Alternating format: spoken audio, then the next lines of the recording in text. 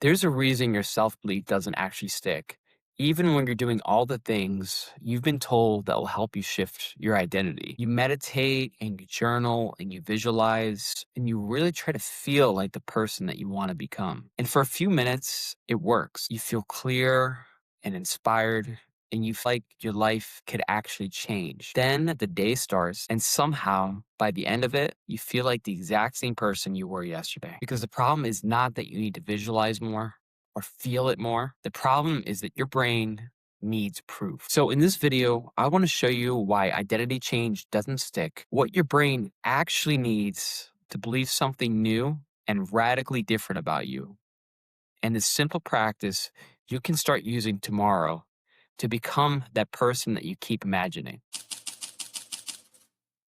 If you're like most people, you don't just want a better life. You want to feel different inside your life.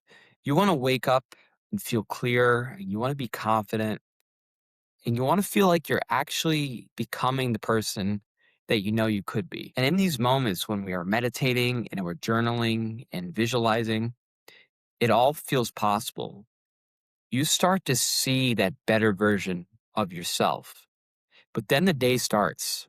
You go to work, you become a parent, you get the pressure and the feedback and the responsibilities. And before you know it, that inspired feeling and that inspired version of you disappears. By the end of the day, your brain looks at the evidence and says, it looks like nothing has really changed. The question is, how do you actually start believing you are the person that you've been imagining? Because when that belief changes, your life changes. You act different, you think different, you set bigger goals, and you actually believe they're possible. And this doesn't happen from watching more videos or finding the right journaling technique or force feeding the feeling of success. You've probably done that. You've probably been told that.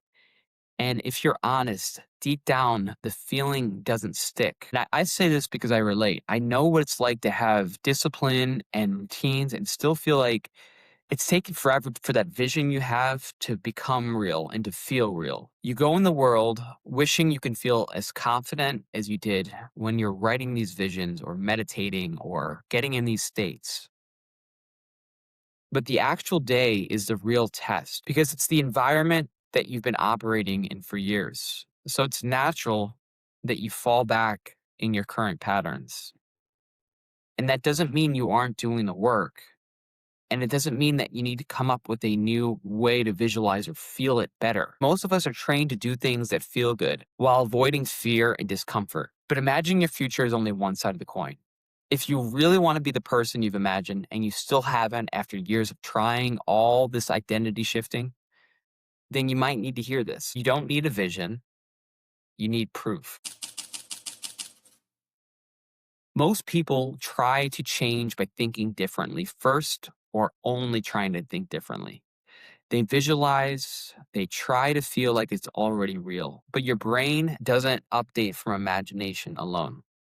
It updates through evidence. It looks at what you did today and how you acted in situations, where you avoided and what you followed through on, what you proved. Those are the patterns that it recognizes as your identity. This is how identity gets reinforced. And if you want to change who we are, we have to intentionally change the evidence we collect. There's a concept from psychologist Albert Bandura called mastery experiences. And the simple idea is this: one of the strongest ways to build belief in yourself is to experience yourself succeeding at something. In one study, researchers brought in people who were deathly afraid of snakes, like paralyzed with fear. And to change that deep seated wiring, the research didn't just put them in a room and tell them to close their eyes and try to think positive thoughts about the snakes. They knew that these mindset shifts wouldn't work without evidence. So instead, they looked at identity change through tiny, micro steps of physical proof, actual observations that the brain could collect and start rewiring its beliefs. So step one wasn't just to jump in a pit of vipers.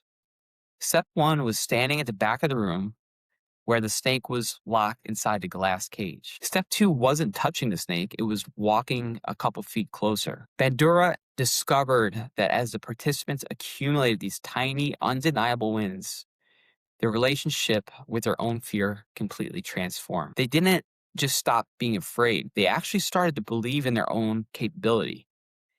By giving the brain these tiny steps of physical proof, it forces the identity to update. The old way is to think and imagine and try to feel energy so much that it feels real already.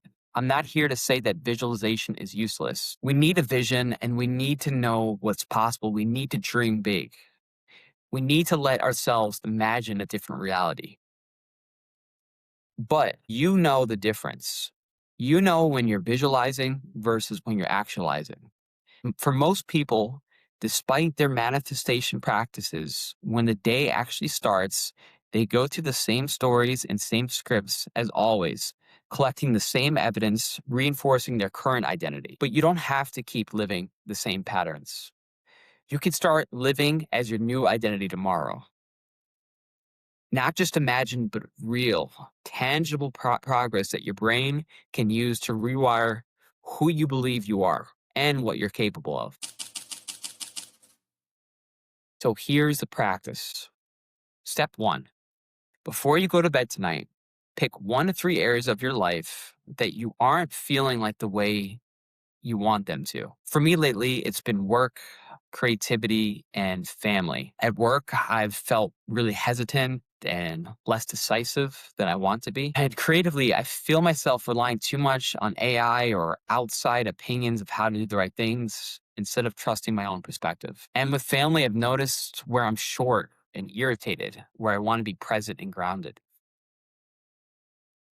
So for you, start small. Think about a few areas of your life that you want to feel differently in, that you're not operating like that ideal self. Because then step two is to name the identity. Ask, who would I be in this area if I actually believed I was becoming the person I want to become? And now step three is the most important. You're going to choose one proof for each area. This is something you can do daily. This is evidence you intentionally go out and collect. It's not a to-do list. It's intentional movement toward a new identity. For example, at work, I've realized that I'm hesitant and slow to respond when I'm uncertain. And who I want to be is someone who leads and moves things forward, not waits for someone else to drive. So, my proof for tomorrow is when a question comes in, even if I'm uncertain, I will respond confidently, either that I'm finding the answers or with my current assumption and prompting that and being bold enough to say that. That action gives my brain evidence. I am becoming someone who can make decisions, who can speak up, and who can lead the room. I promise you that everything you want to believe about yourself starts to become more believable because every day you're already collecting evidence. Before now, maybe you haven't realized it, but everything you collect is just supporting the life and mindset you already have. If you want to believe that you're capable of more, you have to start gathering real proof, but you don't have to do it all at once. You can pick one way to prove it to yourself. Just one day, one proof that at the end of the night, you can close your eyes and the rewiring will start happening. It will look back and see that you've done things that align with this identity. Hey, everyone, thanks for watching. The overview and the visuals that I used in here, as well as some reflection prompts, are here on the Becoming Library, along with links and resources to other videos. I also linked the study, and I'll continue to build this up, but you can access this in the link below. Anyway, hope this was helpful, and I hope to see you next time. Thanks again for watching.